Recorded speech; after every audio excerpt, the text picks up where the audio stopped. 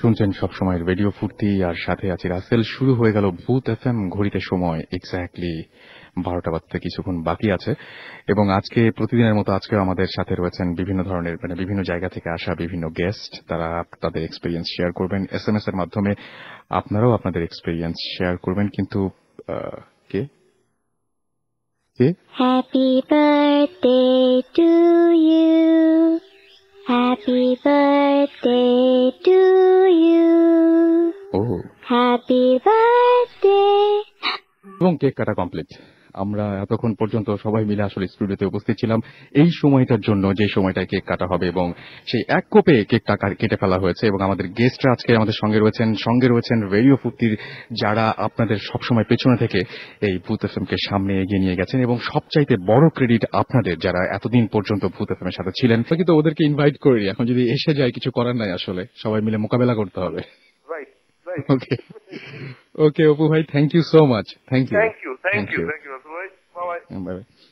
আমরা কথা বলছিলাম আর যে অপুর সাথে, এবং আমরা একে একে আপনাদেরকে আরো অনেকের সাথে কথা বলিয়ে দিব। আজকে ভূত এফএমটা একটু অন্যভাবেই চলবে। এবং তবে আমার কাছে একটা ছোট্ট ঘটনা আছে, সেই ঘটনাটা আমি একটু আপনাদেরকে শোনাতে চাই। যে ঘটনাটা হচ্ছে যে একজন লিখেছেন, আমার নাম পার্সিয়ান প্রিন্স, আর আমি একটা ঘটনা শেয়ার করতে চাই। জানি না কেমন লাগবে ঘটনাটা। কিছুদিন আগের কথা, আমি উত্তরা থেকে প্রতিদিনের মতো ভার্সিটির উদ্দেশ্যে আমি তিনি হচ্ছে নাবিস্কোতে আসেন, এবং প্রভাতী বনশ্রী বাসে একটা বাসে তিনি ওঠেন, এবং সেই বাসে তিনি বলছেন যে আমিও অনেক কষ্ট করে দাঁড়িয়ে যাচ্ছি। এমন সময় আমার চোখ বাসের ভেতরে লুকিং গ্লাসে পড়ে। দেখলাম যে, আচ্ছা আমি ঘটনাটা একটু বুঝিয়ে বলি, যে তিনি আসলে বাসে করে অনেক ভিড়ের মধ্যে দিয়ে যাচ্ছিলেন, একটা বাসে করে, এবং অনেকের সাথে সাথে তিনিও বেশ গাদাগাদি ভিড়ের মধ্যে দাঁড়িয়ে আছেন। এবং নিশ্চয়ই ওই সময় আমাদের যেটা হয় আর কি, আমাদের চোখ খোঁজে নিজের বসার মতো একটা সিট, এবং তিনিও চোখ দিয়ে সেই সিটই খুঁজছিলেন। এবং তিনি দেখলেন যে 4 নাম্বার রোতে একটা সিট খালি আছে, পাশের সিটে একজন মহিলা বসে আছে। ভাবলাম সিটটা মহিলার মালামাল আছে, আর তা না হলে কেউ না কেউ সিটে বসে আছে, তাই লক্ষ্য করলাম না। এবং তিনি বলছেন যে বনানী যখন গেলাম তখন অনেক লোক নেমে গেল, এমন অবস্থায় দাঁড়ানো লোক কম, 3 জন দাঁড়িয়ে আছে। আমি একটু পেছনের দিকে গেলাম এবং 3 নাম্বার রোতে 3 নাম্বার রোর কাছে গেলাম, দাঁড়িয়ে আছি। তখন চোখ পড়ে 4 নাম্বার রোর দিকে। দেখি মহিলার পাশে একজন বুড়ো লোক বসে আছে। মহিলা, আচ্ছা, মনে করলাম বুড়ো লোকটা দাঁড়িয়ে ছিল বলে হয়তো মহিলা ওনার মালামাল নিচে নামিয়ে রেখে লোকটিকে বসবার জায়গা করে দিয়েছে। কিন্তু এরপরেই তিনি যখন আবারও গ্লাসের দিকে তাকালেন, তখন দেখলেন যে মহিলা একা বসে আছে। তিনি যখন সামনাসামনি দেখছেন, তখন দেখছেন যে মহিলার পাশে একজন বৃদ্ধ লোক বসে আছে।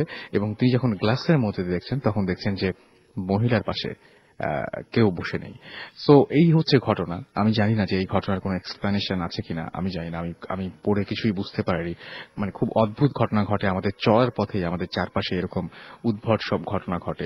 নিশ্চয়ই আপনাদের সাথেও ঘটে, এবং আমরা সেই বড় ঘটনাগুলো যদি আপনারা আমাদেরকে জানাতে চান, তাহলে ইমেল করুন, লিখে ফেলুন bhootfm@radio.fm এই ঠিকানায়। আর সেই সাথে আমাদের একজন গেস্ট রয়েছেন, এর আগেও তিনি আমাদের সাথে কথা বলেছেন, আজকে উপস্থিত রয়েছেন আমাদের সাথে রহমানি ভাই। রহমানি, কেমন আছেন? জি রাসেল ভাই, ভালো আছি। ভালো আছেন, ওকে। রহমানি, আজকে কি ঘটনা একটা ভালো ঘটনা এক্সপেক্ট করছি আপনার কাছ থেকে। সবসময় ভালো ঘটনা আপনার কাছ থেকে পাওয়া যায়, আজকেও নিশ্চয়ই কোনো একটা ঘটনা। এটা কি আপনার নিজের সাথে ঘটা নাকি অন্য কারোর সাথে ঘটা? সেটা না, এটা আমার খুব কাছের কয়েকজন বন্ধুদের সাথে ঘটনাটা ঘটেছে। আমি আজকে সেটাই বলবো আপনাদের। প্লিজ। তো তার আগে রাসেল ভাই, আমরা যারা ভূত এফএম এর শ্রোতা, সেই শ্রোতাদের পক্ষ থেকে আপনাকে এবং ভূত এফএম টিমকে অভিনন্দন জানাতে চাই। Thank you.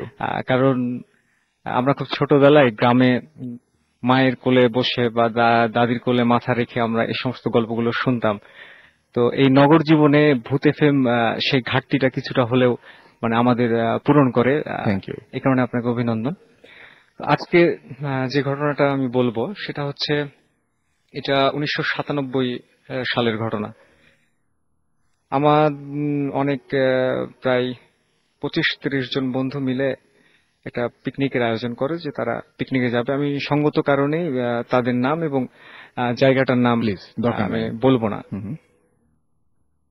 তো তারা পিকনিকের আয়োজন করে, তো সকাল 6টায় ভোর 6টায় তাদের রওনা দেওয়ার কথা। তো সেদিন প্রচুর বৃষ্টি হচ্ছিল। বৃষ্টির কারণে তারা মানে কেউ ঠিক মতো ঠিক সময় আসতে পারে নাই সেখানে। আচ্ছা। কেউ হয়তো 6টায় আসছে, কেউ 6:30টায়, কেউ 7টায়। তো এরকম নর্মালি যে যার মতো সময় আসছে এবং মুষলধারে বৃষ্টি যাকে বলে, একদম মানে মুষলধারে বৃষ্টি হচ্ছে সেদিন। হুম হুম। তো মোটামুটি 8টা থেকে 9টা বেজে গেছে সকাল। আহ, তো সবাই চলে আসছে তার মধ্যে, কিন্তু গাড়ি তখনও আসে নাই। যে বাসটা ওরা ঠিক করেছিল হুম হুম। সেই বাসটা তখনও আসে নাই। আচ্ছা। তো এই করতে করতে মানে প্রায় 1টা 1:30টা বেজে গেছে, তবুও বাসটা আসে নাই। আচ্ছা। তখন সবাই মিলে যার কাছ থেকে বাসটা ঠিক করেছিল তার কাছে যাই।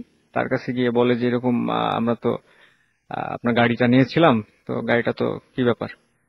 তো ওনার গাড়িটা দুর্ভাগ্যক্রমে সেদিন এই আশেপাশে কোথাও একটা জায়গায় অ্যাক্সিডেন্ট করে। আচ্ছা। তো যার কারণে ও গাড়িটা পাঠায় নাই। আর ওর একটু খামখেয়ালিপনার কারণে সে আবার কোনো গাড়ি ঠিক করে দেয় নাই। তবে ওরা যখন গেছে তারপর বলার পরে তখন বলছে যে এরকম ব্যাপার, আমি দুঃখিত পাঠাতে পারি নাই। তো ঠিক আছে, আমি আপনাদের একটা গাড়ি ঠিক করে দিচ্ছি। হুম হুম।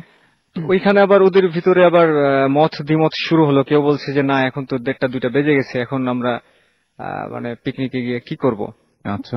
পিকনিকের জায়গাটা হচ্ছে নওগাঁ পাহাড়পুর। আচ্ছা। হ্যাঁ। তো অনেকে বলছে যে না, আবার অনেকে বলছে যে না, আজকে বের হয়েছে, অনেককে যেতে দিতে চাচ্ছিল না হুম হুম। অভিভাবকরা, তা আজকে আমরা চলে যাব। যাই হোক হোক, চল অন্তত ঘুরে আসা হবে। তো এভাবে চলতে চলতে এক সময় সবাই রাজি হলো এবং যে গাড়িটা ঠিক করে দিল, মোটামুটি সে গাড়িটা বিকেলের দিকে আসলো, 3টা 3:30টার দিকে। তো রওনা হবার পরে রাস্তায় আবার এক সময় টায়ার পাংচার হয়েছে ওই গাড়ির, এবং আমাদেরই এক বন্ধুর পা কেটে গেছিল। সেই মানে ওই সিটটা মানে ওই টায়ারের উপরেই সে বসা ছিল গাড়ির আচ্ছা। ভিতরে। তো এভাবে করতে করতে গাড়িটা মানে অনেক দেরি করে, প্রায় বৃষ্টি কিন্তু তখনও হচ্ছে, এবং মানে ওই সময়টা পুরো বাংলাদেশে যে কিছুদিন আগে যেরকম বৃষ্টি হলো, ওই সময় মানে ওই রকম পুরো বাংলাদেশে বৃষ্টিটা হচ্ছিল। তারপর তারা মোটামুটি সন্ধ্যার ঠিক আগ মুহূর্তে গিয়ে ওই নির্দিষ্ট স্থানে গিয়ে পৌঁছায় তারা। পৌঁছানোর পরে এখন রান্না করার জন্য তো মানে জায়গা লাগবে। আর ওই সময়টা চারদিকে বৃষ্টি হচ্ছে, এখন মানে কোথায় রান্না করবে সেটাও তারা ঠিক করতে পারছে না। হুম হুম। তো যাই হোক, একটা ওই পলিথিন বিভিন্নভাবে বিভিন্ন দিকে দিয়ে একটা রান্না করার জায়গা হুম। তারা মানে ঠিক করে। আচ্ছা। মোটামুটি প্রায় সন্ধ্যা হয়ে গেছে। এখন বিষয়টা হচ্ছে যে ওরা যেভাবে বাসায় বাড়িতে বলেছিল যে আমরা মোটামুটি রাতের ভিতরে চলে আসবো 8টা 9টার হুম হুম। মধ্যে, আর ওইখানে ওরা মোটামুটি 6:30 7টার দিকে তারা পৌঁছেছে ওইখানে গিয়ে। আচ্ছা। তো যার কারণে এখন অনেকে বলছে যে যাই হোক, আসছি, খাওয়া দাওয়া করার দরকার নাই, আমরা হুম হুম। চলে যাই। আবার অনেকে আচ্ছা। বলছে যে না, আমরা যখন এসেছি তখন মানে পিকনিকটা ভালো মতো করে তারপরে যাব। হুম হুম। তো এইরকম ভাবে অনেক কথা হওয়ার পরে সবাই একটা সিদ্ধান্তে আসলো যে আচ্ছা ঠিক আছে, কি বলে ওই ভিতর থেকে 3জন বললো যে ঠিক আছে, আমরা তাহলে মানে বাসায় বাড়িতে ফোন দিয়ে জানিয়ে দিই যে আমরা এরকম ব্যাপার, এখানে দেরি হয়েছে আসতে, হুম হুম। যার কারণে আমাদের যেতে দেরি হবে। না হলে তো বাসায় চিন্তা করবে, কারণ যখন তাদের ডেফিনেটলি। পৌঁছে যাওয়ার কথা তাদের বাড়িতে, তখন তারা আসছে স্পটে। হ্যাঁ, মানে শুরু করবে কেবল হ্যাঁ, তখন, শুরু করবে কেবল। সেই মুহূর্তে। তো বলে যাচ্ছে ঠিক আছে। তো ওইখান থেকে 3জন হুম হুম। ওইখানে, তখন তো মোবাইল স্বাভাবিকভাবেই নাই, এবং হুম মানে আমাদের ওইখানে অ্যানালগ ফোন, হুম। ডিজিটালও না। তো বাজারে গিয়ে মানে একটা ফোনের দোকান পাওয়া গেল, তারপরেও মানে ফোনের দোকানে অনেকগুলা তার বের হয়েছিল নাকি, তারপর ওগুলো জোড়া টোড়া দিয়ে বিভিন্ন ভাবে মানে অনেক হাঙ্গামা করার পরে লাইনটা, পাওয়া গেছে। না লাইনটা তারপরেও পাওয়া যায় নাই। তো আচ্ছা। এখন কি তাহলে মানে শহরে গিয়ে মানে জয়পুরহাট, আচ্ছা। ওইখান থেকে ট্রেন আছে, এই সম্ভবত 2টা স্টেশন পরে হয়তো স্টেশনটা। তো এখন ট্রেনের তো সময় ঠিক নাই, কখন আসে কখন যায়। তো বলছে যে ঠিক আছে, তাহলে ওরা তখন একটু সামনে গিয়ে মানে ওইখানে আবার ভ্যানের মতো রিক্সা আর কি, হুম যে হুম। দুই পাশেই থাকে। মানে বসার জায়গা দুই পাশে, মাঝখানে হ্যাঁ। তো পা 3জন রাখার জায়গা। সেখানে গেছে, তো দেখে যে 3 4টা ভ্যান দাঁড়ানো। হুম হুম। তো ওদেরকে গিয়ে বলছে যে এরকম ব্যাপার, চলেন। তো ওরা আর যাবে না সেখানে, বলছে না যাবো না, যত টাকাই দেন আমরা যাবো না ওইদিকে। তো ওরা ওইখান থেকে কিছুটা দূরে গিয়ে দাঁড়িয়েছে। দাঁড়ানোর পরে নিজেদের ভিতরে গল্প করছে যে কি ব্যাপার, কি করি এখন। আর ওইদিকে কিন্তু রান্না বান্না আয়োজন চলছে পিকনিকের, আচ্ছা, আর এরা তিনজন আচ্ছা। এইদিকে। তো এই সময় ওদের কাছে একটা লোক আসে। লোক এসে বলে যে কি ব্যাপার আপনাদের? তো ঘটনা খুলে বললো, বলছে হুম। আপনাদের লাগবে, ভ্যান লাগবে? বলছে হ্যাঁ। বলছে পাশে আমার বাড়ি, চলেন আমি মানে আপনাদেরকে নিয়ে যাব। আচ্ছা। তখন ওর সাথে টাকা পয়সা নিয়ে কিছু কথা হয়েছে, দিয়ে তারপরে ওই পাশে একটা গলি দিয়ে তারা ওই ব্যক্তির বাড়ি থেকে গিয়ে ভ্যানটা নিয়ে আসে এবং ভ্যানের উপরে তারা উঠে রওনা দেয়। হুম হুম। রওনা দিতে দিতে ওই ভ্যানওয়ালাই নাকি তাদের বলছে যে আহ, জায়গাটা ভালো না, তো সুতরাং আপনারা আশেপাশে অনেক কিছু দেখতে পারেন, হুম হুম। তো এটা নিয়ে কোনো চিৎকার চেঁচামেচি করার দরকার নাই, আপনারা আপনাদের মতো থাকবেন, আচ্ছা। কোনো সমস্যা হবে না। তো স্বাভাবিকভাবে এই কথা বলার পরে ওরা বিষয়টা ওইভাবে নেয় নাই, কিন্তু এই কথা বলার পরেই তো ওরা আরো ভয় পেয়ে গেছে যে কি ব্যাপার, উনি কেন বলছেন এই হ্যাঁ কথাটা? উনি কেন বলছেন এই কথা। হুম হুম। তো চারপাশে কোথাও কোথাও মানে মাঠ, অনেক মাঠ, হুম হুম। ধান ক্ষেত যেটা আর কি, হুম হুম। লোকালয় খুবই কম। আচ্ছা। আর আহ, তাদের এই মতো যে কলা গাছ, কলা গাছের বাগান, এইরকম ভাবে তারা পার হচ্ছে। তো ওইখানকার এক বন্ধু আবার আমাকে বলছে যে মানে মাঝে মাঝে প্রায় 5-6টা লোক একসাথে কথা বললে যেরকম মানে মানে গুনগুন করলে যেরকম একটা আওয়াজটা chaos, হয়, হ্যাঁ। কেওয়াজটা হয়, ওই রকম কেওয়াজ ওদের তিনজনের ভিতরে আবার একজন পাচ্ছে। তো ও আবার পাশের জনকে বলছে যে কোনো কি আওয়াজ শুনতে পাচ্ছিস? তো আবার একজন বলছে যে না, আমি তো কোনো কিছু শুনতে পাচ্ছি না। ওরা নিজেদের ভিতরে কথাগুলো হুম বলছে। হুম। আর ওই ভ্যানওয়ালা আর কিন্তু কথা বলে নাই তারপরে। আচ্ছা। তো এইভাবে তারা গেছে, অনেক দূর গেছে। আর জ্যোৎস্না রাত ছিল, হুম হুম। আলোর কারণে সবকিছু দেখা যাচ্ছিল। লাইট টাইট কম ছিল, কিন্তু চাঁদের আলোর কারণে সবকিছু দেখতে পাচ্ছিল তারা। তো এইভাবে যাওয়ার পরে একটা সময় তারা একটা বাচ্চার কান্নার আওয়াজ শুনতে পায়, যে বাচ্চা কাঁদছে। হুম হুম। তিনজনই খুব অবাক হয় যে মানে এখানে তো কোনো বাড়ি দেখছি না, আচ্ছা। চারদিকে মাঠ এবং তখন ধান কাটা হয়ে গেছে, চারদিকে ফাঁকা ফাঁকা ফাঁকা মাঠ। তো এই সময় এখানে কে? তো ওরা এবার ওই ভ্যান থেকে দেখতে পাচ্ছে যে যখন কান্নাটা হয় তখন রিক্সা ভ্যানওয়ালা ভ্যানটা থামিয়ে দিয়েছে। তো ওরা ওই ভ্যানের উপর থেকে দেখতে পাচ্ছে এবং ওরা তাকিয়ে দেখছে যে একজন মহিলা কোলে একজন বাচ্চা নিয়ে ওই তাদের কাছে আসছে। তো ওইখানে স্বাভাবিকভাবে ওরা এখন চিন্তা করছে যে কি ব্যাপার, এরকম পরিবেশ পরিস্থিতিতে আশেপাশে কোনো বাড়িও দেখছি না, তো এ আবার কোথা থেকে আসলো, নিজেদের ভিতরে এরকম গল্প করছে। পরে ওই মহিলা ভ্যানটার কাছে এসে বলছে যে এরকম ব্যাপার, আমি একটু ঝামেলায় পড়েছি, আমি আপনারা তো সামনে যাচ্ছেন, আমি সামনে কোন একটা জায়গার নাম বলে যে আমাকে ওখানে একটু নামাই দিয়ে। তো এরা তো মুখে মুখে তাকাচ্ছে। এখন কেউ আবার ভাবছে যে এত রাত্রে একজন মহিলা এখন রাগ করেও তো চলে আসতে পারে। হুম হুম। হ্যাঁ, এখন কার আমরা নিয়ে গিয়ে রাখবো, আবার কোন কি ঝামেলা থেকে কি ঝামেলা হবে। তো অনেকে মানে আবার সিদ্ধান্ত দিতেও পারছে না যে না, নিব না। হুম হুম। তো ওই ভ্যানওয়ালাই কেমন যেন একটা সম্মতি দিল এবং মহিলাটা ভ্যানে উঠলো। ভ্যানে ওঠার পর বাচ্চাটা তখনও কাঁদছে। কিছুক্ষণ পরে বাচ্চার কান্নাটা বন্ধ হয়েছে। আর ওরা ওই তিনজন একদিকে আর মহিলাটা একদিকে। তো ওকে। তাকাতে ইতস্তত বোধ করছে, কেউ কারোর দিকে তাকাচ্ছে না। ওই তিনজন গল্প তিনজন তিনজনের ভিতরে গল্প করছে, কিন্তু মহিলাটা মহিলার মতোই আছে। আর ভ্যান চলছে, চলতে চলতে চলতে এর ভিতরেই ওরা কিন্তু ভয় পেয়ে গেছে অলরেডি, যে এরকম চিনি না হুম। সেরকম একটা জায়গা থেকে। কিছু দূর যাওয়ার পর ওই মহিলা তখন বলছে যে হ্যাঁ আমি চলে আসছি, এখানে আমাকে নামাই দেন। দিয়ে তখন নামাই দেয় ভ্যানওয়ালা।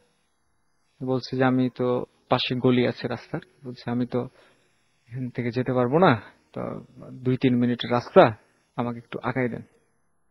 তো ওরা কিছু বলার আগেই দেখে যে ওই ভ্যানওয়ালা ওদের ওই মহিলার সাথে যাচ্ছে। যাওয়ার আগে ওকে বললো, ওদেরকে বলছে যে আপনারা কিছুক্ষণ অপেক্ষা করেন, আমি চলে আসতেছি কাছে। দিয়ে সে চলে যায়। তো ওরা নাকি প্রায় 30-40 মিনিট ওইখানে দাঁড়ায় আছে, ভ্যানওয়ালা আসে না। এখন ওরা নিজেরা নিজেদের ভেতরে বলছে যে কিভাবে আমাদেরকে তো বললো যে মানে 2-3 মিনিট লাগবে, এখন তো মানে প্রায় 35-40 মিনিট হয়ে গেছে, গেল কোথায়? তো তিনজন মিলে বলছে যে চল তাহলে, যেহেতু 2-3 মিনিট বলেছে, তাহলে সামনে গিয়ে হয়তো তাকে পাওয়া যাবে। বলছে চল। তো ঘটনাটা মানে এখানেই শুরু। যাওয়ার পর তারা মানে খুঁজছে যে মানে সে কোথায় গেল, এবং যেভাবে বলেছিল মহিলা যে এখানে বাড়ি, হুম হুম তো এখানে কোনো বাড়ি ছিল না, গাছের কিছু ঝোপঝাড় ছিল, কিন্তু মানে দূর থেকে মনে হচ্ছিল যে এখানে বাড়ি থাকতে পারে, হুম হুম কিন্তু সেটা মাঠ এবং ওই গাছের ঝোপঝাড়, বড় গাছ, কিন্তু সেখানে কোনো থাকার জায়গা নাই। তো ওরা অবাক হয় যে মানে এরকম তো হওয়ার কথা না, তাহলে মানে দুজনেই গেল কোথায়? কিছুক্ষণ পরে ওদের ভেতর থেকে একজন লক্ষ্য করে যে মানে দুইজনই একদিকে মুখ করে বসে আছে। বসে থাকার পর একজন লক্ষ্য করে, তখন ওদের দুইজনকে দেখায়। ওরা দুইজন দেখার পরে মানে বিষয়টা তারা বুঝতে পারছিল, যেহেতু চাঁদের আলো ছিল, বোঝা যাচ্ছিল, আর মাঠের ভেতরে। তো বিষয়টা হয়েছে এরকম যে দুইজন বসে আছে এবং তারা দেখছে যে ওই দুইজন মিলে ওই বাচ্চাটাকে খাচ্ছে। ওরা দুইজন এই ঘটনাটা দেখছে, ওরা তিনজন এই ঘটনাটা দেখছে। দেখার পরে ওদের ভেতর থেকে আবার একজন বলছে যে যে এরকম ব্যাপার, এখন তো ঘটনা ঘটে গেছে, এখন যদি আমরা ভয় পাই তাহলে এখান থেকে বের হওয়াটাই আমাদের জন্য কষ্টকর হয়ে যাবে।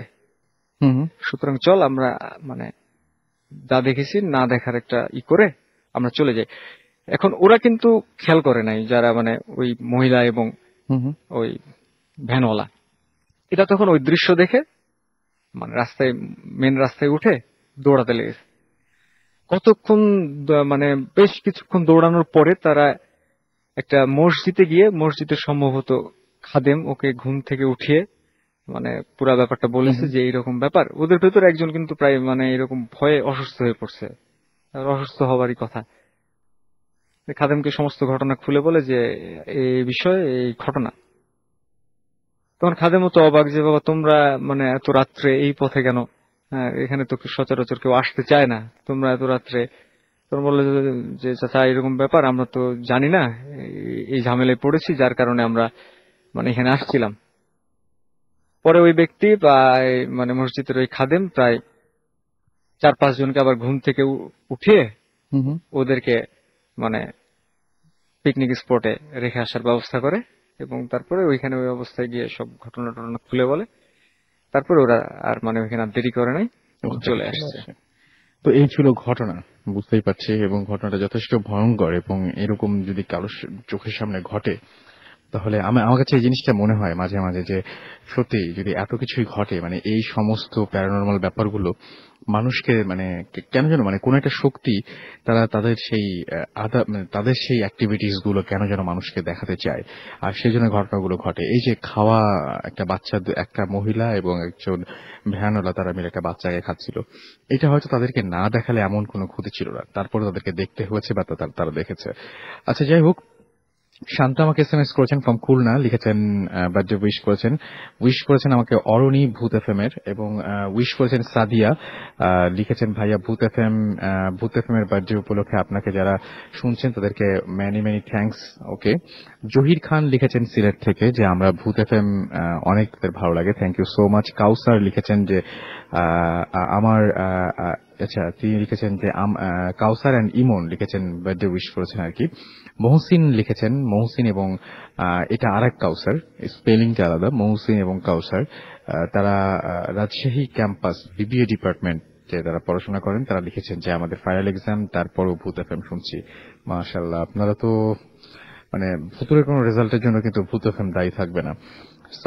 সাফিউল আমাদের লিখেছেন যে রাসেল ভাই তুমি আমার এসএমএস পড়ো না কেন, আমরা সব বন্ধুরা মিলে ভূত এফএম শুনছি। বিকি ভূত এফএম কে উইশ করেছেন, এছাড়াও উইশ করেছেন আমাদেরকে মিনহাজ ফ্রম মির্জাপুর, এছাড়াও আমাদেরকে প্রসেনজিৎ এসএমএস আমাদেরকে উইশ করেছেন।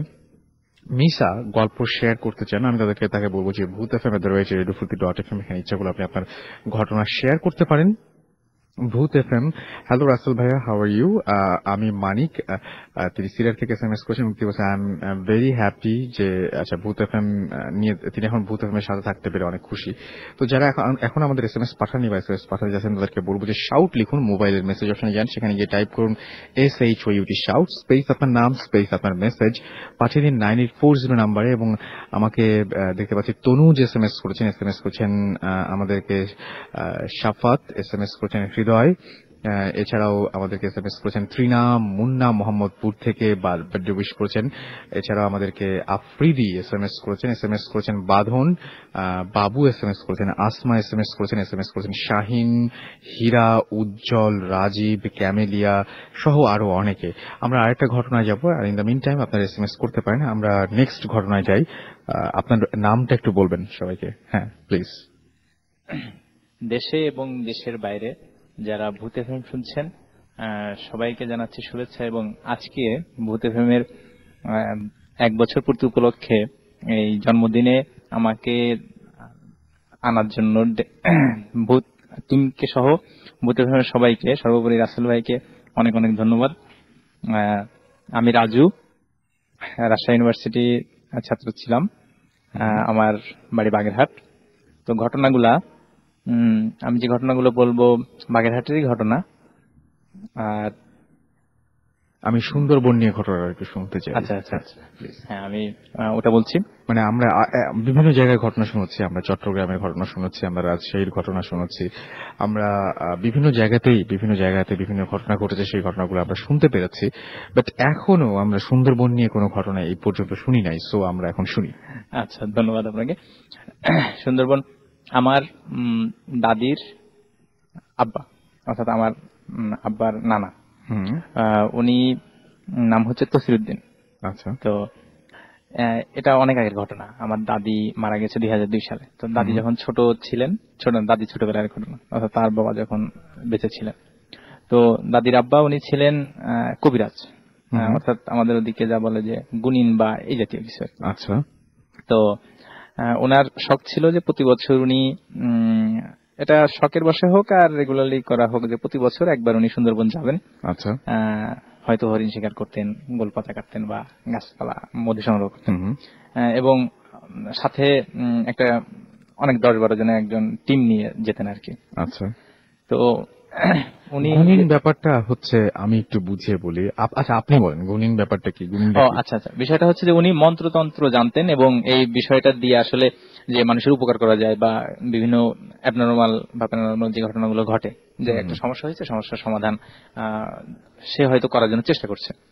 আসলে যে কোনো জিনিস এর পেছনে ঘটনা ঘটার বা যে কোনো দায়ী ঘটুক, সবকিছু তো সৃষ্টিকর্তা, যে ধর্মে বিশ্বাস করেন এটা তার দ্বারাই হয়ে থাকে। তো যেটা মাধ্যম বা ওসিলা এরকম। তো উনি মন্ত্রতন্ত্র বা এই জাতীয় মন্ত্রতন্ত্র জানতেন। তো যখন সুন্দরবন যেতেন উনি বাড়িতে উনি কুকুর এবং বিড়াল দুইটাই পুষতেন।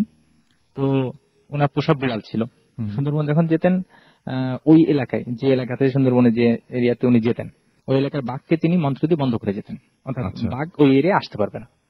তো এটা হতো বাড়িতে যখন, বাড়ি থেকে শেষবার যখন যান উনি এবং ওনার ছোট ভাই এবং সহ ওনাদের সঙ্গে যারা আরো 8-10 জন, এইভাবে মোট 10-12 জনের মতো শেষবারের মতো যান। এবং ছোট ভাইকে সাথে নিয়ে তো যাওয়ার আগে উনি বাড়িতে বিড়ালকে মন্ত্র দিয়ে বন্ধ করে একটা ঘরের একটা নির্দিষ্ট জায়গাতে রেখে যান এবং এটাকে ধামা, অর্থাৎ বেতের যে তৈরি আপনার ধামা বলে আমাদের এদিকে, এটা দিয়ে উপর করে ঢেকে, অর্থাৎ বিড়ালকে ধামা দিয়ে মন্ত্র দিয়ে পরে ঢেকে রেখে যাওয়া হতো। আর ওইদিকে উনি যে এলাকায় যেতেন ওই এলাকার বাঘকে বন্ধ করে, অর্থাৎ বাঘ আসতে পারবে না, এটাকে বন্ধ করে যাওয়া হতো। আর বনে আসলে এই ধরনের অনেক ঘটনা ঘটে এবং আমরা জানি যে বনে বনদেবতা থাকে বা এরকম অনেক বিশ্বাস আছে, এটা সত্য কিনা জানি না। তো এইভাবে উনি গেছেন, যাওয়ার পরে যখন সুন্দরবন ওনারা যাত্রা করে চলে যান, তার 4 থেকে 5 দিনের পরের ঘটনা, যে বাড়িতে আমার দাদির আম্মা, উনি জানতেন, কারণ এটা প্রতি বছর যায় এবং উনি যে মন্ত্র জানেন বা উনি এরকম কাজ করেন, এটা তো তার স্ত্রী হিসেবে জানবে অবশ্যই। কিন্তু কোনো একটা ভুল করে, যে কোনো কারণে উনি করছে কি, যে ঘরে গেছে, ঘরে যাওয়ার পরে ওই ধামাটা উঁচু করছে। আচ্ছা। উঁচু করার কারণে বিড়ালটা কিন্তু বের হয়ে গেছে। আচ্ছা। এই বিড়ালটা কিন্তু আটকানো ছিল মন্ত্র দিয়ে, অর্থাৎ বাঘকে আটকানো ছিল। হুম, যে কোনো কারণে বিড়ালটা বের হয়ে গেছে। বের হয়ে গেলে এটা তো উনি ভুল করে ফেলছে। আচ্ছা। এখন এটা তো শুধরানোর কোনো, উনি তো কিছু পারে না বা জানে না। হুম, হুম, আর ওইদিকে অর্থাৎ দাদির আব্বা, হুম, হুম, তারা তো সুন্দরবন চলে গেছে। তো ওইদিকে যে ঘটনা, এদিকে বিড়াল বের হয়ে গেল, এদিকে হচ্ছে বাড়ির ঘটনা। আর ওদিকে বনে যেটা ঘটছে সেটা হচ্ছে যে আপনার বনে যাওয়ার পরে ওখানে তারা গাছ কাটা শুরু করে নাই বা ওরকম শিকার করা শুরু করে নাই। তো সবাইকে নৌকায় বসতে বলে আমার দাদির আব্বা উনি টয়লেট করার জন্য একটু বনের ভেতরে গেছে এবং সবাইকে বলে গেছে যে আমি না আসা পর্যন্ত তোরা নিচে নামবি না, গাছ কাটা শুরু করবি না বা শিকার করা শুরু করবি না, আমি আসার পরে এটা শুরু করব। কিন্তু তারা সবাই জানে যে ইনি বড় গুণিন এবং বাক্যে তো বন্ধ করে দিয়ে আসছে, সো আমরা নামলে সমস্যা কি। তো এই থেকে উনি টয়লেটে গেছে, আসতে একটু দেরি হচ্ছে। আচ্ছা। এদিকে করছে কি, ছোট ভাই সহ যারা ছিল সবাই নেমে বনের ভেতরে এরা সুন্দরী গাছ কাটা শুরু করছে। আচ্ছা। গাছ কাটা শুরু করলে 1 থেকে 2 মিনিট বা এরকম 2-3 মিনিট পরেই একটা বাঘ এসে তার ছোট ভাইকে মানে আপনার গলায় কামড় দিয়ে ধরছে। বাঘ তো সাধারণত এই যে গলায় শিকার করে আর কি। তো সেই হিসাবে এই ছোট ভাইকেও ওই বাঘে গলায় কামড় দিয়ে ধরছে এবং তখন তো আশেপাশে যারা ছিল আরো তো 8-10 জন লোক ছিল, তারা ভয়ে চিৎকার শুরু করছে, কারণ এটা তো ঘটার কথা না, বাঘ তো আটকানো, সেটা কেন ঘটলো। তো ওইদিকে দাদির আব্বা উনি এটা টের পাইছে, টের পেয়ে ওখান থেকে মন্ত্র পড়ে টয়লেট শেষ করে তাড়াতাড়ি করে ওখান থেকে মন্ত্র পড়ে উনি তাড়াতাড়ি চলে আসছে। কিন্তু মন্ত্র পড়ার কারণে বাঘ যেতে পারে নাই, বাঘটা তার ছোট ভাইকে কামড়ে ধরে ওখানে দাঁড়িয়ে আছে, বাঘ যেতে পারছে না। এবং বাঘ ওখানে মনে করেন যে যারা চিড়িয়াখানায় গেছেন দেখছেন যে বাঘ যদি রেগে যায় বা যেমন করে আপনার রাগার যে বহিঃপ্রকাশ করা, গর্জন করা বা এরকম, বাঘ ওইটা ওইখানে জায়গা দাঁড়ায় করছে কিন্তু লড়তে পারছে না, যেতে পারছে না। তো পরিশেষে হলো কি যে আপনার বাঘটা লাশ নিয়ে যেতে পারছে না, পরবর্তীতে ওই লাশকে সে গাল থেকে মানে মুখ থেকে ফেলে দিল। ফেলে দেওয়ার পরে বাঘটা চলে গেল, বাঘকে তাড়া দেওয়া হলো, উনি মারা গেছেন। হ্যাঁ, ততক্ষণে তার ছোট ভাই মারা গেছে। আচ্ছা। তো এইবার এখন যেহেতু একটা বড় ধরনের দুর্ঘটনা ঘটে গেছে, যার কারণে স্বাভাবিকভাবে তাদের কার্যক্রম সামনের দিকে আগায় নেই। তারা সিদ্ধান্ত নিল যে বাড়ি ফিরে আসবে। আচ্ছা। তো বাড়ি ফিরে আসার সিদ্ধান্ত নিলে আপনার সবাই মিলে রওনা হলো। রওনা হওয়ার পরে প্রতিমধ্যে আপনার এটা হচ্ছে মোটামুটি দুপুরের দিকের ঘটনা ছিল, আর এটা তাদের রওনা দিতে দিতে আবার মোটামুটি একটু আসর গড়ায় গেছে, মানে বিকাল হয়ে গেছে। তারা রওনা দিয়ে সাধারণত নৌকা বেয়ে চলে আসতেছে। তো সারা রাত তারা নৌকা চালাইছে বাড়িতে আসার জন্য। সকালবেলা যখন সকাল হলো, তারা দেখতে পেল যে তারা যেখানে ছিল ঠিক সেখানেই আছে, সারা রাত যেখান থেকে তারা সেই বিকাল থেকে শুরু করে পরবর্তীতে এই যে সারা রাত নৌকা চালাইছে, তো তারা এক বিন্দু আগায় নাই, যেখানে ছিল নৌকা ওই এলাকাতেই আছে, ওই এলাকাতে। তো এই বনের ভিতরে একটা কথা আছে যে বাঘে কামড়ে যদি মৃত্যু হয় বা এরকম ওইসব লাশ নাকি ফিরে নিয়ে আসা যায়, তখনকার দিকে প্রচলন ছিল, এখন কথা জানি না। আচ্ছা, এটা আমি জানতাম না, শুনে ভালো লাগলো যে আমি নতুন কিছু জানতে পারলাম। তো তারা যখন ওইটা আনতে পারছে না, তখন দাদির আব্বা উনি তো মন্ত্রতন্ত্র বা এই বিষয়টা কিছুটা অবশ্যই জানেন বা আজ করেন। তো উনি বলছে যে লাশ নিয়ে তো আমরা ফিরতে পারবো না, এই ঘটনা, ঠিক আছে আমরা কি করব, ছোট ভাইকে তো ওখানেই মাটি দিয়ে আসতে হবে, দাফন করবে। তো পরবর্তীতে তারা ওখানে নেমে নদীর পাশে যে চর, বনের যে চর, সেই চরে তাকে কবর দিয়ে দাফন করে তারপর তারা দাফন করার পর তারপরে ঠিক মতন দাফন করার পরে তারা আবার সবাই মিলে রওনা দিছে এবং তারা মোটামুটি নিরিবিলি, কোনো বাধা বিপত্তি ছাড়াই নিরিবিলি বাড়িতে চলে আসছে। এবং আপনি লাস্টে শেষ করবেন এটা দিয়ে যে আপনার সেই দাদির বাবা তিনি যখন মারা যান তখন একটা অদ্ভুত ঘটনা ঘটে, শুনি। আচ্ছা, তার আগে আমি আরেকটা ঘটনা বলি। না, আমরা এটুকু শুনি, শোনার পরে তারপরে আমরা আবার একটা ব্রেকের পরে আবার আসবো। আচ্ছা, থ্যাংক ইউ। দাদির আব্বা যখন মারা যান, দাদি তো বললাম যে তখন ছিল ছোট, হয়তো কত 12-13 বছর বয়স এরকম, তখন তো আমার দাদার সঙ্গে বিয়ে হয় নাই। তো যখন মারা যান উনি মানে বিকালে আসরের সময় আমরা যেটা আর কি বলি। তো এই সময়টাতে উনি প্রচন্ড অসুস্থ, বাড়ির ওনার ঘরের বারান্দাতে শুয়ে আছে এবং প্রচন্ড ওনার মৃত্যু যন্ত্রণা বা কষ্ট হচ্ছে। তো উনি হয়তো বুঝতে পারছে যে উনি মারা যাবে বা এরকম কিছু, এই ধরনের কিছু অনেক লোক থাকে যে বুঝতে পারে আমি মারা যাব, হয়তো কতটুকু সত্যি জানি না। তো ওনার ভিতরে এরকম একটা বোধ আসছে যে প্রচন্ড যন্ত্রণা হচ্ছে, আমি তো মারা যেতে পারি বা এরকম কিছু। উনি ওনার স্ত্রীকে অর্থাৎ আমার দাদির আম্মাকে বললো যে, তখন কিন্তু দাদি সহ তার বাড়িতে তার ভাইয়ের বউ বা বাড়ির আত্মীয় স্বজন সবাই আছে আচ্ছা। বাড়িতে। তো তাকে বললো যে আপনার দাদির আম্মাকে বললো যে পুকুরের দক্ষিণ পাশ থেকে পানি নিয়ে আসো এবং কাঁসার বাটিতে করে, আচ্ছা। কাঁসার বাটি পরিষ্কার করে ধুয়ে সেটাতে এক বাটি পানি নিয়ে আসো। তো তার কথা মতো দাদির আম্মা সেটা করলো যে কাঁসার বাটি ধুয়ে এক বাটি পানি পুকুরের দক্ষিণ ঘাট থেকে নিয়ে আসলো। আচ্ছা। এনে তার পাশে, তিনি তো শুয়ে আছেন, তার মাথার পাশে বাটিটা রাখলো। রাখার পর উনি করলো, তার যত মন্ত্র উনি জানতেন বা এরকম উনি পড়া শুরু করলো। পড়ে এক একটা এক একটা বাটিতে ফু দিতে লাগলো। তো প্রতিমধ্যে যে ঘটনাটা ঘটলো, যখন ওই মন্ত্র পড়ে উনি ফু দেওয়া শুরু করলো, তখন শুধুমাত্র এই দাদিদের বাড়ি যেটা এরিয়া ছিল, শুধুমাত্র তাদের বাড়ির বাউন্ডারিতে প্রচন্ড ভাবে ঝড় শুরু হলো এবং আকাশ মেঘলা হয়ে গেল। অথচ এই বাড়ির পাশে অন্য যারা ছিল, আশেপাশের কোনো বাড়িতে বা আশেপাশে কিন্তু ঝড় হচ্ছিল না, কোথাও কোনো সমস্যা নেই, কোথাও কোনো সমস্যা ছিল না, খুব স্বাভাবিক ছিল। তো তখন কি হলো, এই বাড়িতে প্রচন্ড ঝড় শুরু হলো এবং ঝড়ে আপনার কিছু কিছু গাছপালা ডালপালা ভেঙে গেল, এত ঝড় হইলো। এইভাবে উনি মন্ত্র পড়তেছে আর পানিতে ফু দিচ্ছে, আর ওইদিকে কি হচ্ছে, ঝড় হচ্ছে আপনার প্রচন্ড পরিমাণে। এক পর্যায়ে কিছুক্ষণ পরে ওনার মন্ত্র পড়া শেষ, পানিতে ফু দেওয়া শেষ, মন্ত্র পড়ে উনি আস্তে মৃত্যুর কোলে ঢলে পড়লো, অর্থাৎ মারা গেল। তখন দেখা গেল যে উনি যখন মারা গেল তার কিছুক্ষণ পরে আপনার যে বাড়িতে ঝড় হচ্ছিল প্রচন্ড পরিমাণে, ঝড়গুলো থেমে গেল। ওকে, সো এই ছিল ঘটনা, এবং আরো কিছু ঘটনা আছে, সেই ঘটনা নিয়ে আমরা একটু পরে ফিরে আসবো। আমি দেখতে পাচ্ছি আমাদেরকে এসএমএস করেছেন এই মুহূর্তে মামুন, এসএমএস করেছেন আমাদেরকে শাকিল, এছাড়াও মন খুলনা থেকে এসএমএস করেছেন। তো সবাই বার্থডে উইশ করছেন ভূত এফএম কে। আর এছাড়াও সায়েন্টিস্ট দীপ গ্রিন রোড থেকে এসএমএস করেছেন, প্রিয়াঙ্কা এসএমএস করেছেন মির্জাপুর খুলনা থেকে, সুমন এসএমএস করেছেন শেওড়াপাড়া থেকে, এছাড়াও তারেক এসএমএস করেছেন this is the first time, আচ্ছা তিনি ভূত এফএম শুনছেন। থ্যাংক ইউ, ওয়েলকাম টু ভূত এফএম, এবং আশা করছি এখন থেকে অনেক মজা পাবেন। হিরো আমাদের চিটাগাং থেকে এসএমএস করেছেন, এবং চিটাগাংয়ের বউবাজার থেকে এসএমএসটি তিনি করেছেন, এবং তিনি বলেছেন যে এসএমএস পড়লে না পড়লে তিনি ভূত পাঠাবেন। ওকে, মুক্তি আমাদের লিখেছেন অনেক অনেক শুভকামনা জানিয়েছেন ভূত এফএম নিয়ে।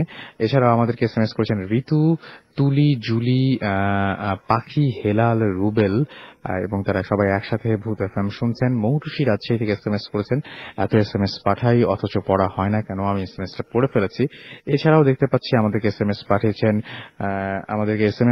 এছাড়াও দেখতে পাচ্ছি যে রোহান ভূত, আচ্ছা রুবিনা এসএমএস পাঠিয়েছেন চিটাগাং থেকে ইমতিয়াজ, এছাড়াও চিটাগাং থেকে শুভ এসএমএস পাঠিয়েছেন, এছাড়াও নোবেল আমাদের এসএমএস পাঠিয়েছেন শাহিন বিবিএ বাংলাদেশ ইউনিভার্সিটি থেকে, এছাড়াও সাইম 88 আমাদের এসএমএস পাঠিয়েছেন, এছাড়াও সাইফ দুলি দুজনে আমাদের এসএমএস পাঠিয়েছেন, ইস্তিয়াক আমাদের এসএমএস পাঠিয়েছেন। সো যারা এসএমএস পাঠাতে পারেননি বা যারা এসএমএস পাঠাতে চাচ্ছেন তাদেরকে নিয়মটা বলি, শাউট লিখে স্পেস দিয়ে আপনার নাম লিখে স্পেস দিয়ে আপনার মেসেজ লিখে পাঠিয়ে দিবেন 9840 নাম্বারে। সাথে আছে আপনার, এবং কোথাও যাবেন না রেডিও ফুর্তি ছেড়ে। আর আপনাদের যদি বড় কোনো ঘটনা থাকে যেটা আপনারা স্টুডিওতে এসে বলতে চান বা চান যে আমরা পড়ে শোনাই, সেটার জন্য আপনারা আমাদেরকে ইমেল করুন bhutfm@radiofurti.fm। ছোট্ট একটা ব্রেক নিয়ে ফিরে আসছি, এবং তারপর থাকছে আরো কিছু ঘটনা। So stay tune two radio ফুর্তি এন্ড ডোন্ট স্টপ দ্য ফুর্তি। যেটা আমি নামগুলো বেশি পড়ছি। রত্না আমাদেরকে এসএমএস করেছেন এবং বার্থডে উইশ করেছেন ভূত এফএম এর জন্য। আর এছাড়াও আমি দেখতে পাচ্ছি আজিজুল, সামিয়া দুজনে আমাদের এসএমএস করেছেন, জলিল এসএমএস করেছেন, এবং শাহিন এসএমএস করেছেন, তানিয়া আমাদেরকে আক্তার আমাদের এসএমএস করেছেন, উজ্জ্বল এসএমএস করেছেন, ভূত এফএম কে থ্যাঙ্কস জানিয়েছেন, ফারহানা রাব্বি আমাদের এসএমএস করেছেন ফ্রম খুলশি চিটাগং। এছাড়াও আমাদেরকে জিকো এসএমএস করেছেন সবুজ, সামি সিলেট থেকে এসএমএস করেছেন, আপন আমাদেরকে এসএমএস করেছেন মিরপুর 11:30 থেকে আর কি। হেনা আমাদের এসএমএস করেছেন, হেনা হাসিবুল খুলনা থেকে। ঐশী আমাদের এসএমএস করেছেন বরিশাল থেকে। মারুফ এসএমএস করেছেন। হিমি ভূত আমাদের এসএমএস করেছেন রেল কলোনি থেকে, এবং খুব ভালো লাগছে তার আজকের ঘটনাগুলো। Thank you so much. এখনো সবাই উইশ করছেন, এখন দেখছি সবাই ঘটনারও প্রশংসা করছেন। সুতরাং ঘটনা সম্পর্কে কিছু যদি বলতে চান সেটাও কিন্তু আপনি নির্দ্বিধায় বলতে পারেন আমাদেরকে জুথি এসএমএস করেছেন, নাদিয়া এসএমএস করেছেন, শিশির এসএমএস করেছেন। সো যারা এসএমএস করেননি বা এসএমএস করতে চাচ্ছেন তাদেরকে বলবো শাউট লিখে স্পেস দিয়ে আপনার নাম লিখে স্পেস দিয়ে আপনার মেসেজ লিখে পাঠিয়ে দিন 9840 নম্বরে। আমাদের আরো একজন গেস্ট রয়েছেন, দুজন ইনফ্যাক্ট এখন আমাদের সাথে নতুন জয়েন করেছেন, তাদের সাথে আমরা পরিচিত হব। আপনাদের পরিচয় একটু বলবেন প্লিজ। হ্যালো লিসনার্স, আমি Rohan, Dhaka residential model college থেকে। ওকে, আর আপনি? রশিদ। বলতে হবে। হ্যালো লিসনার্স, আমি আবরার ফাইয়াজ রশিদ। আমি সাইন্স স্কুলের ক্লাস 11 এর একজন স্টুডেন্ট। ওকে, সো আপনাদের দুজনের কিছু ঘটনা আছে, রাইট? সো প্রথমে কোন ঘটনা দিয়ে শুরু করবো? আপনি যেটা আমাকে বলেছিলেন আর কি, ইনফ্যাক্ট সেটা দিয়ে শুরু করি। ঘটনাটা ঘটেছিল আমার এক ফ্রেন্ডের কাছ থেকে আমার শোনা ঘটনাটা। তো ঘটনাটা আমরা যখন শুনি তখন আমরা অতটা বিলিভ করিনি ঘটনাটা, কিন্তু যখন আমাদের ঘটনাটা শোনার পর অনেক কিউরিওসিটি হয় এবং আমরা সবাই প্ল্যান করি যে ঘটনাটা যার সাথে ঘটেছিল আমরা তার কাছ থেকেই ঘটনাটা শোনা উচিত। সো একটা সামার ভ্যাকেশনে আমি আমার কয়েকটা ফ্রেন্ড মিলে শুনতে যাই তার কাছে। তিনি ছিলেন আমার ওই বন্ধুরই দাদা, যার সাথে ঘটনাটা ঘটেছিল তার কাছে আমরা জানি। তার বাসা ছিল ময়মনসিংহ জেলার ফুলপুর থানার একটা গ্রামে। ওকে, সো ঘটনাটা এরকম যে তারা যে গ্রামে থাকতেন সেই গ্রামে একটা খুব খারাপ লোক থাকতো। সেই গ্রামে সব ধরনের অপকর্মে লোকটা জড়িত ছিল। গ্রামে সেই সব কারণে একসময় অপকর্ম করার সময় সে লোকটা ধরা পড়েছিল। ধরা পড়ার ফলে গ্রাম থেকে তাকে একবার গ্রাম থেকে বের করে দেওয়া হয়। আচ্ছা, গ্রাম থেকে বের করে দেওয়া হওয়ার পরে কিন্তু বের করে যখন দেওয়া হয় সেই দিনই লোকটা মারা যায়। আচ্ছা, এই লোকটা মারা যাওয়ার পরে সবাই তার লাশ দাফন করতে চায়নি কেউই, কারণ লোকটা খুব খারাপ ছিল। এবং কিন্তু আমার যে বন্ধুর দাদা ছিলেন তার বাবা ছিলেন ওই গ্রামের একজন পীর। তো তিনি খুব ভালো মানুষ ছিলেন এবং তার তত্ত্বাবধানে কিছু লোক সেই লাশটা দাফন করে। কিন্তু এই কাজটার অনেকেই বিরোধিতা করে এবং সবচেয়ে বেশি বিরোধিতা যিনি করেন তিনি ছিলেন আমার বন্ধুরই দাদা। আচ্ছা, এবং আরো দুইজন লোক। দাদা বলেছিলেন যে লাশটা কোথাও দূরে কোথাও ফেলে দেওয়া হোক বা লাশটা পুরানো হোক, কিন্তু সেটা তারা রাজি হয়নি। তো এরপর থেকে ঘটনা সব শুরু করে যে লোকটা মারা যাওয়ার কয়েকদিন পর থেকেই সব ফার্স্টের যে ঘটনাটা শুরু হয় সেটা আমার ফ্রেন্ড তার দাদার ওই তিনজন যে লোক ছিলেন তিনজনের একজনের সাথে। আচ্ছা, তো কি হয় যে লোকটা মারা যাওয়ার পর 2 দিন পর থেকে গ্রামে কিছু অদ্ভুত ঘটনা শুরু হয়। তো 2 জন লোক যারা বিরোধিতা করেছিল তার মধ্যে একজনের বাসায় মাঝরাতে হঠাৎ করে দরজার মধ্যে টোকা পড়ে। তো লোকটা ঘুম থেকে উঠে দরজা খুলে যা দেখে তার সেই দৃশ্য দেখে সে অতিমাত্রায় ভয় পেয়ে অজ্ঞান হয়ে পড়ে। সে যা দেখে বর্ণনা দেয় তা হচ্ছে কি এরকম যে একজন লোক সাদা কাপড় পরা, তার মুখ থেকে জিহ্বা বের হয়ে গলার প্যাচ দিয়ে পিছে দিয়ে ঘুরে এসে তার নাকে পেরেক দিয়ে গাঁথা। আচ্ছা, এই গ্রামের সবাই জানে এই ঘটনা? সবাই জানে। যখন এই প্রথম দেখে এই দৃশ্যটা তখন লোকটি অজ্ঞান হয়ে পড়ে যায়। পরের দিন সকালে যখন সে জ্ঞান ফিরে সে সব গ্রামবাসীদেরকে বলে সে কি দেখেছে, কি হয়েছে। যখন বলে গ্রামবাসীরা তার কথা বিশ্বাস করেন, একটা মিথ্যা কথা তুমি বলছো। তো আস্তে আস্তে 2 দিন গেল, 3 দিন গেল, ওই লোকটার মধ্যে কিছু পাগলের মতো আচরণ করা শুরু করতে থাকে এবং আস্তে আস্তে সে অসুস্থ হয়ে পড়ে। আচ্ছা, অসুস্থ হওয়ার পর সে একদিন মারা যায়। তো গ্রামবাসীরা এটা অত কিছু মনে করেনি, মারা যেতেই পারে, হয়ে গেছে। তো তার আবার এরকম সেম 2 দিন পর যে আরেকজন যে বিরোধিতা করেছিল তার বাসায় সেম একইভাবে মাঝরাতে দরজা টোকা পড়ে। সে ঘুম থেকে উঠে যখন খুলে সে দেখে একটা কুকুর দাঁড়িয়ে আছে তার দরজার সামনে। সে দেখে এত কিছু মনে করেনি, হতে কি হয়তো ভুল শুনেছে, সে আবার ঘুমিয়ে পড়ে। আবার 1 দিন 2 দিন গেল, আবার হঠাৎ করে মাঝরাতে একই ভাবে দরজা টোকা পড়ে। সে খোলার পর তার পরিবার অনুযায়ী যে বর্ণনাতে দিয়েছে তিনি খোঁজ পেয়েছে। তাকে গ্রামবাসীরা খুঁজে 2-3 দিন ধরে, কিন্তু তাকে খুঁজে পাওয়া যায়নি। আস্তে আস্তে 1 সপ্তাহ গেল, তারপর তার লাশ পাওয়া যায়। মসজিদের পাশে একটা বড় মাঠ ছিল, ওই মাঠের পাশে একটা বট গাছ ছিল। ওই বট গাছের ওপরে 1 সপ্তাহ পর ওই লোকের খন্ড বিখণ্ড হয়ে লাশটা পাওয়া যায়। নাড়ি ভুড়ি গাছের ওপর ঝুলানো, খুব একটা বিভৎস অবস্থা। এবং এটা আসলে সত্যি কথা বলতে এটা কোনো মানুষের পক্ষে সম্ভব না, এভাবে করা সম্ভব। আমি এখানে একটু বলতে চাই যে লাশটার অবস্থা এমন ছিল যে মনে হচ্ছে ভিতর থেকে সবকিছু বের করে নেওয়া হচ্ছে তার শরীরের ভেতর থেকে। ওকে। যিনি আমাদেরকে বর্ণনা দিয়েছেন তার কথা অনুসারে। এটার পর, এই ঘটনাটার পর গ্রামবাসীরা খুব ভয় পায়। গ্রামে কিছু একটা হচ্ছে এটা ওরা বুঝতে পারে। সবাই তখন সতর্ক হয়ে থাকে এবং তখন সন্ধ্যার পর আর কেউ বের হয় না ঘর থেকে। তো এইভাবে একদিন গেল, 2 দিন গেল, আবার 1 সপ্তাহ চলে গেল।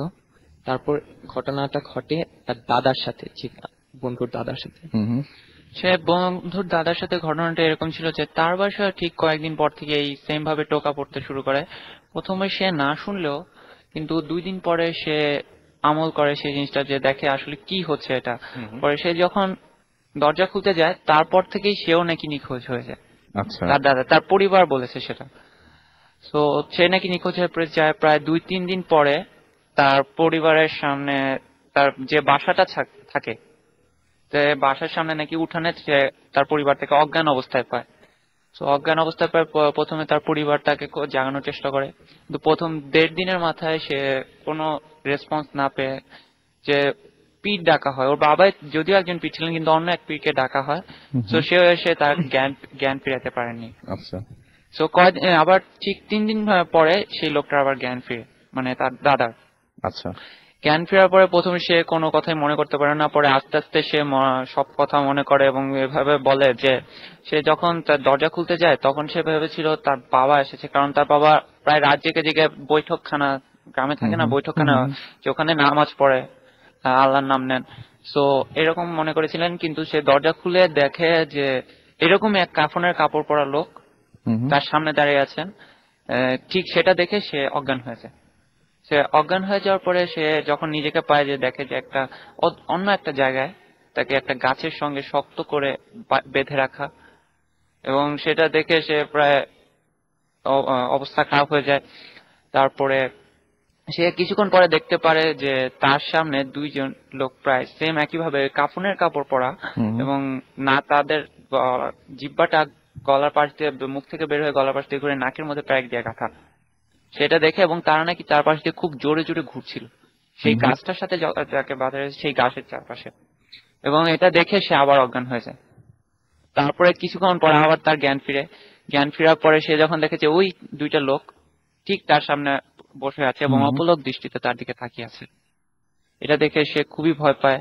তার বলে না যে গায়ের রং খারাপ হয়ে গেছে এমন অবস্থা। এটা দেখে তারপরে সে যখন আবার অজ্ঞান হয়ে যাবে এমন অবস্থায় শুনতে পারে কানের পাশ দিয়ে কে জানি বলছে তোর বাপের বা এরকম কিছু একটা। সে পুরোটা আমাদেরকে বলতে পারেনি, কারণ তার আগেই সে জ্ঞান হারিয়ে ফেলে। ওকে। তো এরকম ঘটনাগুলো মানে এইটার পরে এরকম অসংখ্য ঘটনা ঘটে থাকে, এবং বেসিক্যালি ওই লোক যাকে আপনারা বলছেন যে গ্রামের খারাপ লোক, তাকে যে যারা হচ্ছে আসলে চায় না যে সৎকার করতে, হ্যাঁ মানে দাফন করতে চায় না, রাইট, তাদের উপরেই আসলে এই ঝামেলাগুলো শুরু হয়। এবং তাই না, আমরা যখন একবার ওই লোকের সাথে দেখা করতে গিয়েছিলাম, ওই বন্ধুর দাদা, সে তার পিঠে দেখাইছিল যে পিঠে কালো দাগ, পুরা রশি দিয়ে বেঁধে রাখলে হাতে বা পায়ে কিছু কালো দাগ হয়ে থাকে, এবং এগুলো দেখে আমরা পুরা কনভিন্সড হয়ে যাই সত্যি এরকম কিছু ঘটে। আপনারা প্রথমে বিশ্বাস করেন? প্রথমে আমরা ছেলে খেলা ভাবছি কি ধরনের কথা, ফার্স্টে তো ভাবছি যে গল্প দিতেছে, চাওয়া মারতেছে এরকম কিছু একটা, কিন্তু পরে যখন আমরা শুনি তার কাছ থেকে এবং তাকে যখন দেখি তার অবস্থা, তারপর আমরা সত্যি বিশ্বাস করতে পুরোপুরি ভাবে কনভিন্সড হয়ে যাই যে এই অবস্থা। তো আমরা আরেকটা মানে খুব ভয়ঙ্কর একটা ঘটনা শুনলাম আমরা, যেহেতু হাতের সময় খুব কম, ছোট্ট করে আপনারা একটা ঘটনা যদি আমাদের বলতেন, যেহেতু একদম কম সময় হাতে। থ্যাংক ইউ রাসেল ভাই, আমাকে আবার সুযোগ দেওয়ার জন্য। আমি রাজু বলছিলাম, একটু আগে একটা ঘটনা বলেছি, তো একটু কথা বলি এর ভেতরে। আমরা আমাদের বন্ধুরা সবাই মিলে আজকে আমাদের ইফতার পার্টি ছিল, সেখান থেকে আসছি।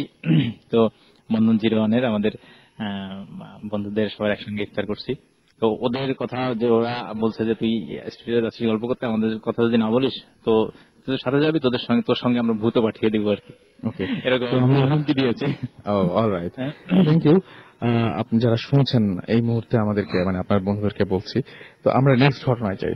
হ্যাঁ আচ্ছা ভাইয়া, জি আমাদের এটা আমাদের বাড়ির যে ঘটনাটা, না আমারটা বলবো? আপনি আপনার বাসার মানে যেটা আপনার ইচ্ছা, আপনি একটা ছোট একটা ঘটনা বলবেন। হ্যাঁ, আমি আমাদের বাড়ির যে সীমানা শেষের দিকে, জায়গার শেষ সীমানার দিকে একটা বাগান গাছ ছিল। এই ঘটনাটা আপনার 98-99 মাঝামাঝি। হুম। এবং বর্ষাকালে এই এখন যে সময়টা চলছে এই সময় তো বেশ বড় কাঠবাদাম গাছ ছিল। তো এলাকার আশেপাশের লোক যারা আমাদের বয়সী বা আমাদের থেকে একটু বড় যুবক বয়সী, আমি তো তখন ছোট অনেক, এরা সবাই বাদাম কুড়াইতে আসতো দিনের বেলা এবং ভোর রাতে। আপনার টর্চ হেরিকেন যখন ইয়ে ছিল তখন তো আসলে এভাবে টর্চ এইরকম ইয়ে ছিল না, তো হেরিকেন নিয়ে এসে তারা সকালবেলা বাদাম কুড়াইতো।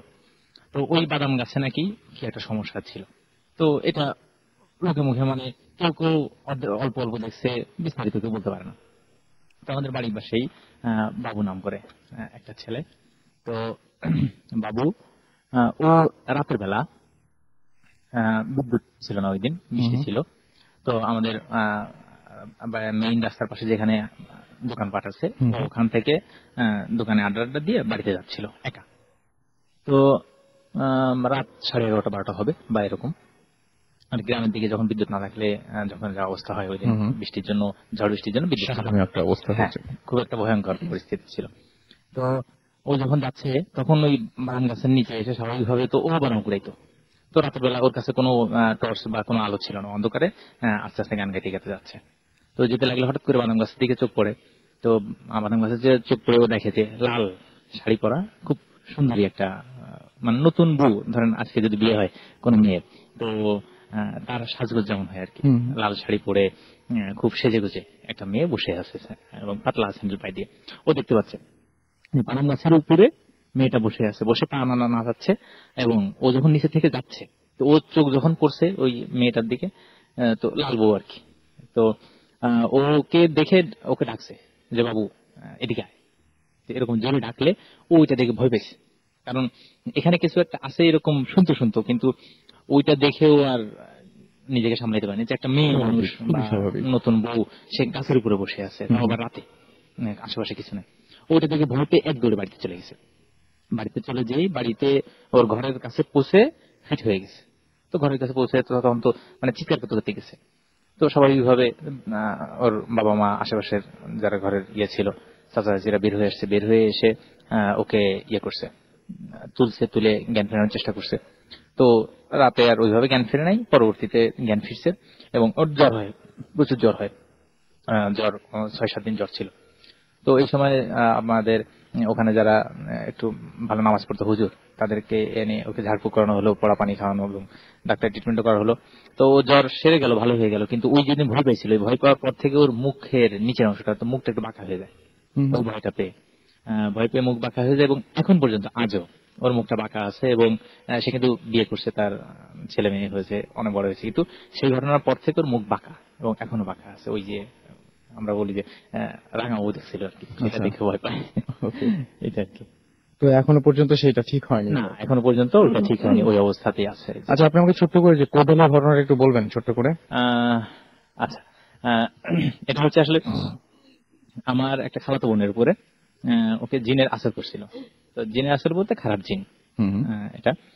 তো আসলে আমি যেটা যতটুকু বুঝি বা আমি যতটুকু আমার যে তো আসলে ভয় বলে কিছু নাই, জিন আর ভালো জিন, এটাই হচ্ছে মূল বিষয়, যে আমরা মানুষ, আমাদের ভেতরে ভালো খারাপ আছে, জিনের ভেতরে ভালো খারাপ আছে। তো খারাপ জিনগুলো কি করে, মানুষদেরকে বিভিন্ন ভাবে ভয় দেখায় বা অনেক কিছু করার চেষ্টা করে আর কি। সেটা এক একজন, আমাদের ভেতরে তো খারাপ মানুষের রকম আছে, ঠিক ওদের ভেতরে তাই। তো খারাপ একটা জিনই আমার খালাতো বোনের উপর আসর করছে। তো এটাকে কোনোভাবে টানানো যাচ্ছিল না। তো যার কারণে কি করা যায়, আমার খালুর এক বন্ধু ছিল, উনি নামাজ কালাম পড়েন এবং ভালো, মোটামুটি আমল ভালো, এবং উনি ইয়ে করেন আপনার যে ওইসব ইয়ে কাজ টাজ করেন আর কি, যে জিন টিন তাড়ানো বা এই ধরনের তদবির দিয়ে থাকেন এগুলো।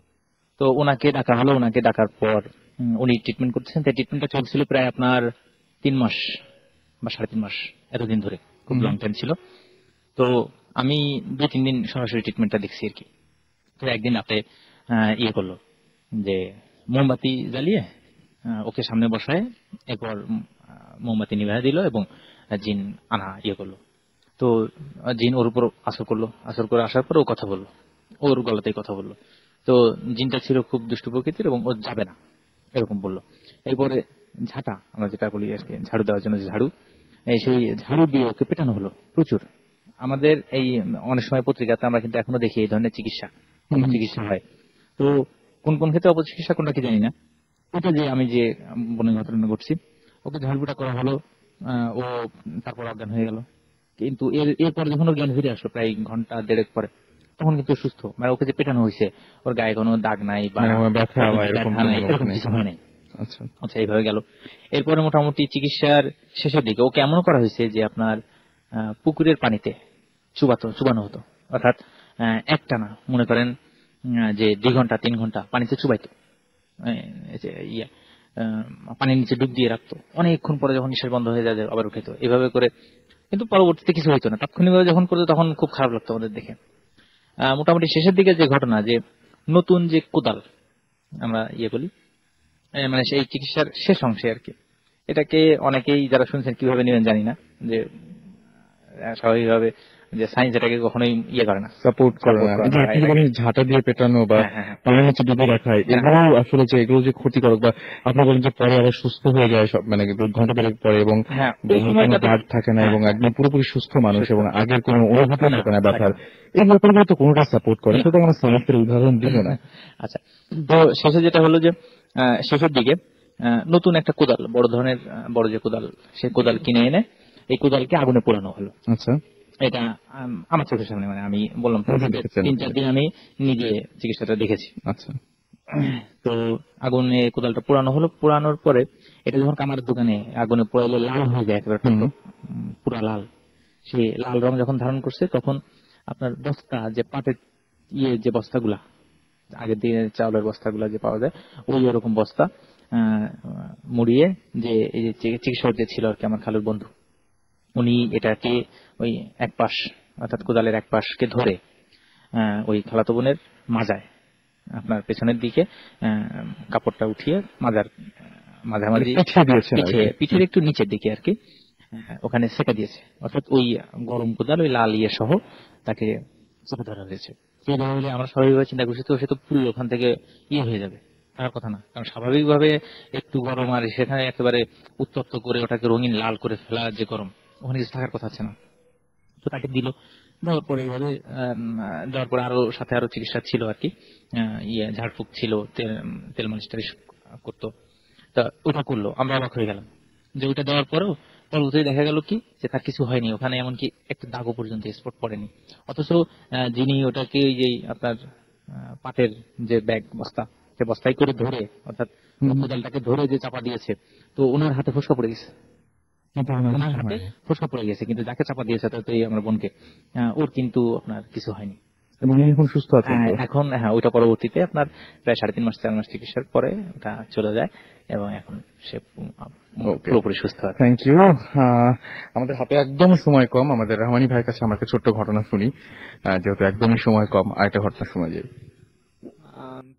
এই ঘটনাটা মানে আমার দেখা আর কি, এই ঘটনাটা বলতে যাচ্ছিলাম না রাসেল ভাই, তারপরেও বলি।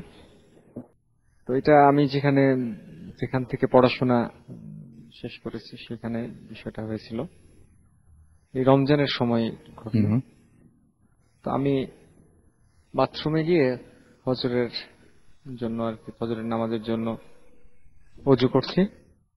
ওই সময় বয়স কত হবে, প্রায় মোটামুটি 65-70-এর মতো একজন, মানে সাদা দাড়ি বয়স্ক মানুষ, সে উজু করছে। তো আমি কখনো তাকে এর আগে কখনো দেখি নাই এখানে।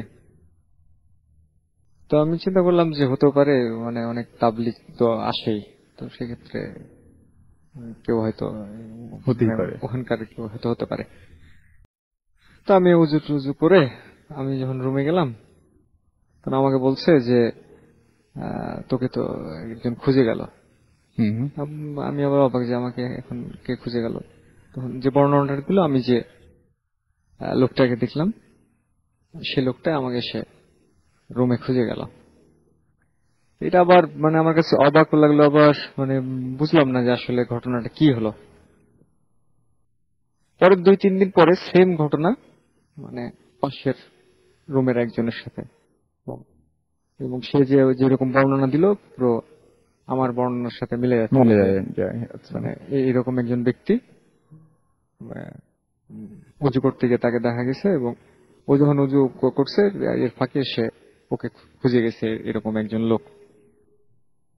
তো মানে এই ঘটনাটার পরে কোনো আর আমরা ব্যাখ্যা হয় না এটার। খোঁজারও চেষ্টা করি নাই। মানে আমার কাছে খুব আশ্চর্য লেগেছিল এই বিষয়টা। না, আমার কাছে খুব আশ্চর্য লাগলো। আজকে তো আপনার আরো ভালো ঘটনা ছিল, কিন্তু আমাদের হাতে সময় নাই আজকে। নেক্সট টাইম আমরা নিশ্চয়ই আবার শুনতে পাবো, এবং আপনাকে কি বলে ধন্যবাদ জানাবো জানি না। মানে যখনই ডাকি তখনই আপনি চলে আসেন, এবং অবশ্যই দারুণ দারুণ সব ঘটনা নিয়ে। এবং যারা এই মুহূর্তে বসে আছেন স্টুডিওতে এবং আমাদের সাথে, তাদের সবাইকে অনেক অনেক ধন্যবাদ জানাচ্ছি। আজকে আসলে ইনফ্যাক্ট সময় নাই আজকে।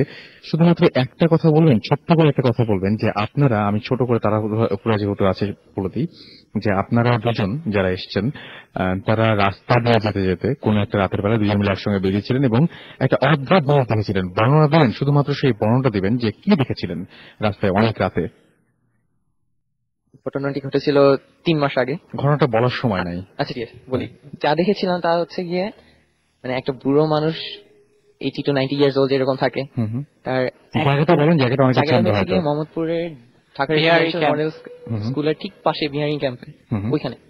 তো একটা 80 to 90 year old যেরকম একজন বুড়ো মানুষ কুকরো হয়ে যখন বসে থাকে, তার গায়ে কোনো মাংস নাই, শুধু চামড়া, একদম হাড্ডি, এক্স্যাক্টলি ওরকম একটা মানুষ বসেছিল ময়লার স্তূপের পাশে। কি জানি খাচ্ছিল, এটা যতদূর জানি।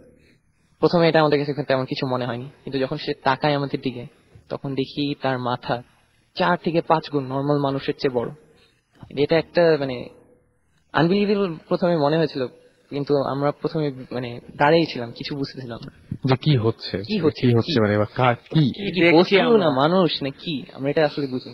এবং মানে আমি কিভাবে ডিফাইন করব বুঝতে পারছি। আমি জিজ্ঞেস করছিলাম যে একটু কি অ্যাবনর্মাল সাইজের ছিল মাথাটা, তো আপনি যেটা বললেন যে অ্যাবনর্মাল সাইজের হলো একটা লিমিট থাকে, এটা অনেক বেশি বড় ছিল, এবং সে বডির তুলনায় অনেক বড়। সে মানে নোংরা কিছু খাচ্ছিল বোধহয়। সামনে আমরা এই যে ছাগলের চামড়া বা এ ধরনের কিছু দেখেছিলাম যে পড়ে আছে সামনে। এবং ওই সময় আপনি বলছেন রিক্সা ক্রস করেছিল, রিক্সা ক্রস করে, এবং রিক্সাওয়ালাটা জোরে বলে উঠেছে আল্লাহ গো, এরকম একটা জোরে। রিক্সাওয়ালাও ভয় পেয়েছে, আমরা একা দেখি নাই, তার মানে রিক্সাওয়ালাও দেখেছিল এই জিনিসটা, এবং দেখেও উনিও ভয় পেয়েছে। এবং আপনারা কি ওখান থেকে তারপরে চলে আসেন? আমরা তখন হেঁটে যাই, কিন্তু আমরা 100 গজ দূরে গিয়ে আবার পিছে যখন তাকাই, তখন দেখি যে ওই জিনিস বা ওটা স্টিল আমাদের দিকে একবার অপলক দৃষ্টিতে যেটা বলে যে আমাদের দিকে তাকিয়ে আছে। এবং ফিরে আসার পর আপনাদের জ্বর টর বা এরকম কোনো কিছু কিছু হয়নি, বাট পরে খোঁজ নিয়ে জানা গিয়েছে যে এরকম 2-3 বছর আগে একজনকে হত্যা করা হয়েছিল, একজন বুড়ো মানুষকে ওই জায়গাটাতে। আচ্ছা, সেই কারণে হয়তো অনেকদিন পরে মানে লোকটা এরকম ভাবে বের করেছে। Right, okay, thank you so much যারা আজকে আমাদের সাথে উপস্থিত ছিলেন, এবং সবাই নিশ্চয়ই আজকের এই ফার্স্ট অ্যানিভার্সারিতে ভূত এফএম-কে উইশ করতে চান। আপনারা আসলে এখনো উইশ করা হয় না আপনাদের সবাই। সো একে একে আসি না, এদিক থেকে আসি, শুরু করি। ভূত এফএম এবং তার সকল টিমকে আমার পক্ষ থেকে অনেক অনেক ধন্যবাদ আমাদেরকে এখানে আসার জন্য, এবং ভূত এফএম এর প্রথম বর্ষপূর্তিতে তাদেরকে lots of kisses and wishes. Okay. So all the listeners and the entire Bhoot FM team, very happy birthday. এক বছর পূর্তি হলো, হোপফুলি আরো কন্টিনিউ করবে, আরো মানুষকে ভয় দেখাবে। ওকে, হ্যাঁ, হ্যাপি বার্থডে ভূত এফএম। এবং শুধু ভূত এফএম নয়, এর সঙ্গে ভূত এফএম, ভূত যে টিম, সঙ্গে রাসেল ভাই এবং যারা শ্রোতা সবাইকেই শুভেচ্ছা, এবং ভূত এফএম আরো দীর্ঘদিন এই প্রোগ্রাম সুন্দরভাবে চালিয়ে যাক, এই আশা করি। ওকে, শুভ জন্মদিন ভূত এফএম। আর আমাদের শ্রোতাদের কামনা থাকবে যে ভূত এফএমে আমাদের মতো শ্রোতাদের আরো অংশগ্রহণের ব্যবস্থা করা, এবং এটা দীর্ঘদিন বেঁচে থাকুক। অলরাইট, এবং last but not the least, আমাদের সঙ্গে এই মুহূর্তে উপস্থিত আছেন, আপনারা এতক্ষণ ধরে যে ব্যাকগ্রাউন্ডে মিউজিক শোনেন, ভয়েস শোনেন, প্রোমো মানে একদম স্টার্টিং এ যে ইন্ট্রো দিয়ে আমরা ঢুকি, সেখানে যিনি কাজ করেছেন এবং ভয়েস দিয়েছেন, যার ভয়েস আপনারা শোনেন কিন্তু কখনোই সামনে আসেন না, আমাদের খুবই খুবই খুবই মানে জিনিয়াস একজন মানুষ, আমাদের চিন্টু ভাই আজকে আছেন, যিনি সাউন্ডে কাজ করেন, হেড, এবং তিনি, তাকে বলবো যে কিছু বলেন আজকে। হ্যাপি বার্থডে ভূত এফএম। ওকে, আপনি যেভাবে বলেন যে কে ওখানে, তারপর যখন বলেন যে ভূত এফএম, কে কে ওখানে ছিল আমাদের আরেকজন কলিগের ভয়েস। তারপরে আপনারটা, তারপরে তারপরে এবং আমাদের যে সাউন্ড ব্যাকগ্রাউন্ড, বিভিন্ন মিউজিক, এগুলো আসলে পুরোপুরি ক্রেডিট পায় আমাদের সাউন্ড ইঞ্জিনিয়ার মাসুম। হ্যাঁ, মাসুমের কথা বলবেন। সে অনেক কষ্ট করে অনেক দিন ধরে এগুলো জোগাড় করেছে। আচ্ছা, আর আমরা তো এগুলো ইউজ করে মোটামুটি মানে একটা কিছু উপহার দেওয়ার জন্য চেষ্টা করেছি আর কি আপনাদের।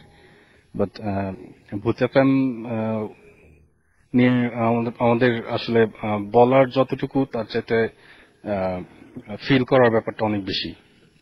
মানে আমরা অনেক চেষ্টা করি যে মানে শোটা অনেক ভালো হোক, এবং